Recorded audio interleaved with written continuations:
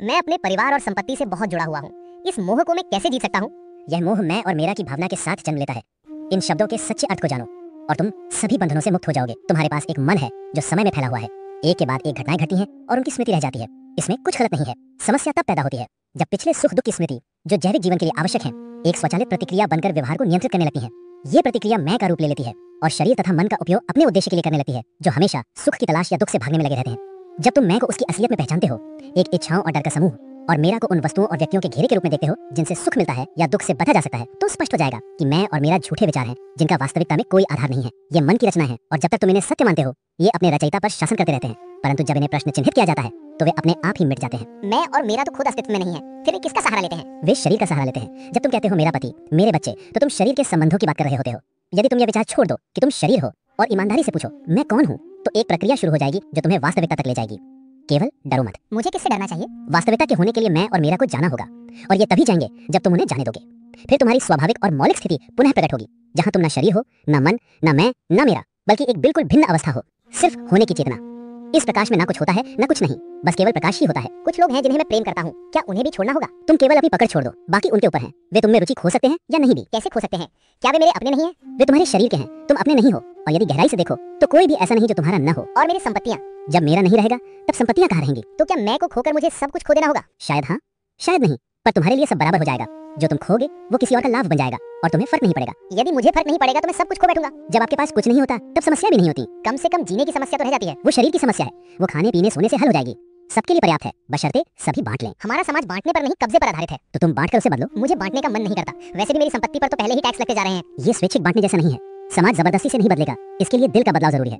समझो कि कुछ भी तुम्हारा नहीं है, सब कुछ सभी का है, तभी समाज बदलेगा। एक आदमी की समझ से दुनिया थोड़ी बदलेगी। जिस दुनिया में तुम जीते हो वो जरूर बदलेगी, और वो सुंदर और शांतिपूर्ण हो जाएगी। एक सच्चे हृदय की शक्ति अनंत है। कृपया और बताइए। बात करना मेरा शौक नहीं है, कभी मैं बोलता हूँ कभी नहीं। मेरी बात करना या ना करना परिस्थितियों पर निर्भर करता है, मुझ पर नहीं। जब स्थिति कहती है कि मुझे बोलना चाहिए तो मैं खुद को बोलते हुए सुनता हूँ और कभी नहीं सुनता। मेरे लिए कोई फर्क नहीं पड़ता। मैं जो हूँ उस होने की शांति और प्रेम पर कोई असर नहीं होता। ना मैं कुछ करता हूँ ना मुझसे कुछ किया जाता है। मैं वही हूँ जो हूँ और कुछ भी मुझे छू नहीं सकता। बाहरी रूप से मैं सब पर निर्भर दिखता हूँ, पर वास्तव में सब मुझ पर निर्भर है। बस एक बात समझ लो, तुम स्वयं से प्रेम करते हो और स्वयं तुमसे प्रेम करता है। आई एम की भावना तुम्हारे भीतर और बाहर के प्रेम का प्रतीक है। जैसे सपने में सब कुछ बदलता है पर मैं बना रहता है, जिससे तुम कहते हो मैंने सपना देखा, उसी तरह आई एम की भावना तुम्हें कहने देती है कि मैं अपने असली स्वरूप में वापस आया हूँ। आप कैसे कह सकते हैं कि आप कुछ नहीं करते? क्या आप मुझसे बात नहीं कर रहे हैं? मुझे ऐसा अनुभव नहीं होता कि मैं बोल रहा हूँ, बस बात हो रही है, इतना ही। लेकिन मैं तो बात करता हूँ। तुम खुद को बोलते हुए सुनते हो और फिर कहते हो मैं बोलता हूँ। हर कोई कहता है मैं काम करता हूँ, मैं आता हूँ, मैं जाता हूँ। मुझे तुम्हारी भाषा की इन प्रचलित अभिव्यक्तियों से कोई आपत्ति नहीं है, लेकिन ये अभिव्यक्तियाँ वास्तविकता को बिगाड़ती और विकृत करती हैं। एक अधिक सटीक तरीका ये होता कि कहा जाए बात हो रही है, काम हो रहा है, आना जाना हो रहा है, क्योंकि किसी भी एक घटना के घटित होने के लिए पूरे ब्रह्मांड का सहयोग आवश्यक है। ये मानना गलत है कि कोई एक चीज किसी घटना की वजह बनती है। हर कारण सार्वभौमिक है। तुम्हारा शरीर भी अस्तित्व में नहीं होता अगर पूरा ब्रह्मांड उसके निर्माण और जीवन को सहयोग ना देता। मैं पूर्ण रूप से जागरूक हूँ कि जो भी होता है वो इसलिए होता है क्योंकि दुनिया जैसी है वैसी है। अगर मुझे घटनाओं के प्रवाह को बदलना है तो मुझे ब्रह्मांड में कोई नया तत्व लाना होगा, और वो तत्व केवल मैं स्वयं हो सकता हूँ। वही शक्ति जो प्रेम और समझ के रूप में मेरे भीतर केंद्रित है। तो जब शरीर जन्म लेता है तो बहुत कुछ उसके साथ घटता है और मैं उनमें शामिल हो जाता हूँ क्योंकि मैं अपने को शरीर मानता हूँ। ठीक वैसा ही जैसे कोई व्यक्ति सिनेमा हॉल में बैठा हो, फिल्म को देखकर हंस रहा हो, रो रहा है, डर रहा है, हालांकि वो जानता है कि वो सीट पर बैठा है और जो कुछ देख रहा है वो सिर्फ प्रकाश की एक लीला है।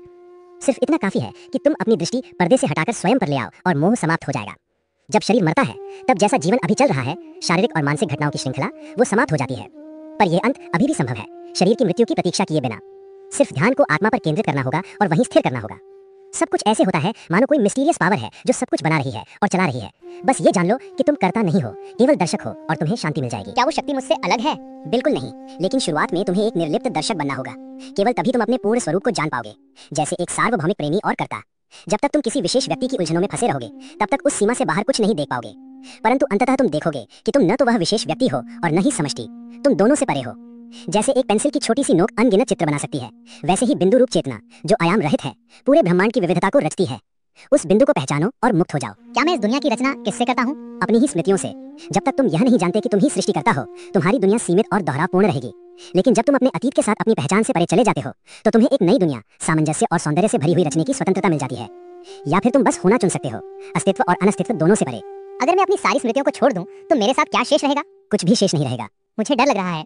जब तक तुम स्वतंत्रता और उसकी कृपा का अनुभव नहीं कर लेते, डर बना ही रहेगा। हाँ, कुछ स्मृतियां शरीर की पहचान और संचालन के लिए आवश्यक होती हैं और वे बनी रहती हैं, लेकिन शरीर के प्रति अब कोई लगाव नहीं रहता, क्योंकि वह अब न तो वांछा का आधार है और न ही भय का कारण। ये सब समझना और अभ्यास में लाना कोई कठिन बात नहीं है, पर तुम्हारी रुचि होनी चाहिए। बिना रुचि के कुछ नहीं होता। जब तुम यह देख लेते हो कि मैं केवल स्मृतियों का एक गट्ठर हूँ जो केवल लगाव के धागों से बंधा हुआ है, तो बस उससे बाहर आओ और स्वयं को बाहर से देखो। तब संभव है कि तुम पहली बार किसी ऐसी चीज का अनुभव करो जो स्मृति नहीं है। तब तुम एक फलां व्यक्ति नहीं रह जाते जो अपनी उलझनों में व्यस्त था। तुम एक अजीब शांति में ठहर जाते हो। तुम जानते हो कि इस संसार में कभी भी कुछ गलत नहीं था। गलत तो केवल तुम थे, और अब वह भी समाप्त हो चुका है। अब तुम कभी भी उस अज्ञानजन्य इच्छा के जाल में नहीं फंसोगे। क्या हम आपसे ये जानने का आग्रह कर सकते हैं कि आपको आत्मबोध किस प्रकार हुआ? मेरे लिए ये सब कुछ बहुत ही सरल और सहज था। मेरे गुरु ने मृत्यु से पहले मुझसे बस इतना कहा था, मुझ पर विश्वास करो, तुम परम सत्य हो। मेरी बातों पर संदेह मत करना, मुझे झूठा मत समझना, मैं तुम्हें सत्य कह रहा हूँ, इस पर अमल करो। मैं उनकी बातों को भूल ही नहीं सका, और बस न भूल ना पाने से ही मुझे आत्मबोध हो गया। बताया गया था कि वो एक बीड़ी पीते समय हुआ था। हाँ, मैंने बस एक बीड़ी जलाई और पहले कश में ही मुझे सब कुछ पता चल गया। लेकिन आप वास्तव में कर क्या रहे थे? कुछ खास नहीं, मैं अपनी सामान्य जिंदगी जी रहा था। अपना व्यवसाय करता, परिवार का ध्यान रखता, और जो भी खाली समय मिलता मैं बस अपने गुरु और उनके शब्दों को याद करता। वे जल्द ही शरीर छोड़ गए। अब मेरे पास केवल उनकी स्मृति ही थी, और वही मेरे लिए पर्याप्त थी। ये तो निश्चित ही आपके गुरु की कृपा और शक्ति रही होगी। उनके शब्द सत्य थे, और इसीलिए वे सत्य सिद्ध हुए। सत्य वचन अपने आप सिद्ध होते हैं। मेरे गुरु ने कुछ नहीं किया, उनके वचनों ने कार्य किया, क्योंकि वे सत्य थे। जो कुछ भी मैंने किया वह सब भीतर से हुआ, बिना मांगे, बिना किसी योजना के। तो क्या गुरु ने एक प्रक्रिया आरंभ कर दी बिना उसमें प्रत्यक्ष भाग लिए? जैसा चाहो वैसा कह लो। घटनाएं जैसे घटती हैं वैसी ही घटती हैं। कौन जानता है कि कैसे और क्यों। मैंने जानबूझकर कुछ नहीं किया, सब कुछ स्वयं ही घटित होता गया। छोड़ देने की इच्छा, अकेले रहने की भावना, भीतर जाने की ख्वाहिश, ये सब अपने आप आए। तो आपने कोई प्रयास नहीं किया? बिल्कुल नहीं। चाहो तो मानो, पर मैं आत्मबोध के लिए व्याकुल भी नहीं था। उन्होंने बस कहा कि तुम परमात्मा हो, और फिर वे चले गए। मैं उन्हें झुठला ही नहीं सका। बाकी सब अपने आप होता गया। मैंने देखा कि मेरा स्वभाव बदल रहा है, बस इतना ही। असल में मैं स्वयं आश्चर्यचकित था। लेकिन फिर एक इच्छा उठी कि मैं उनके वचनों की सत्यता को जांचूं। मैं इतना निश्चित था कि मेरे गुरु झूठ नहीं बोल सकते, कि मेरे भीतर ये संकल्प बन गया कि या तो मैं उनके वचनों का पूरा अर्थ जान लूंगा या फिर मर जाऊंगा। मुझे ये निश्चित लग रहा था, लेकिन मुझे ये भी नहीं पता था कि क्या करना है। मैं बस घंटों घंटों उनके वचनों और उनकी उपस्थिति को याद करता रहता। विवाद नहीं करता, तर्क नहीं करता, बस याद करता। फिर आपके साथ क्या घटा? आपको ये कैसे अनुभव हुआ कि आप ही परम सत्य हैं? कोई आकर मुझे ये कहने नहीं आया, ना ही भीतर से मुझे ये बताया गया। असल में केवल आरंभिक दिनों में जब मैं प्रयास कर रहा था, तभी कुछ विचित्र अनुभव होते थे, जैसे रोशनी दिखना, आवाजें सुनाई देना, देवताओं और देवियों से भेंट और उनसे संवाद। लेकिन जब मेरे गुरु ने मुझसे कहा कि तुम ही परम सत्य हो, तो वे सारे अनुभव रुक गए। मेरे भीतर गहराई से एक शांति और सरलता आ गई। मैंने स्वयं को कम से कम जानने वाले और कम से कम चाहने वाले के रूप में पाया। यहाँ तक कि मैं विस्मय से कह सका कि मैं कुछ नहीं जानता, मुझे कुछ नहीं चाहिए। क्या आप सच में ही कामना और ज्ञान से मुक्त हो गए थे, या फिर आपने अपने गुरु द्वारा दिए गए किसी ज्ञानी के स्वरूप का अभिनय किया? ना तो मुझे कोई स्वरूप दिया गया और ना ही मेरे मन में कोई कल्पना थी। मेरे गुरु ने कभी नहीं कहा कि मुझे क्या अनुभव होगा। क्या आपके साथ आगे और भी कुछ हो सकता है? क्या आपकी यात्रा पूर्ण हो चुकी है? कोई यात्रा कभी थी ही नहीं, मैं वही हूँ जो हमेशा था। तो वो परम सत्य क्या था जैसे आपको पाना था? बस इतना ही कि मेरे भ्रम टूट गए। पहले मैं एक संसार रचता था और उसे जीवों से भर देता था, अब मैं वो करना बंद कर चुका हूँ। तो फिर अब आप कहाँ रहते हैं? मैं उस शून्यता में रहता हूँ जो अस्तित्व और अनस्तित्व दोनों से परे है, चेतना से भी परे। ये शून्यता पूर्णता भी है। मुझे दया की दृष्टि से मत देखो, ये वैसा ही है जैसे कोई कहे कि मैंने अपना कार्य पूरा कर लिया है, अब कुछ नहीं करना बाकी है। आप अपनी आत्मबोध की एक तिथि बता रहे हैं, इसका अर्थ है कि उस दिन कुछ घटित अवश्य हुआ था। क्या हुआ? मन ने घटनाएं गणनी बंद कर दी। वह पुरानी सतत खोज समाप्त हो गई। अब मैं कुछ नहीं चाहता, कुछ नहीं अपेक्षित करता, किसी भी वस्तु को अपना नहीं मानता। अब कोई मैं बचा ही नहीं है जिसके लिए कुछ पाना शेष हो।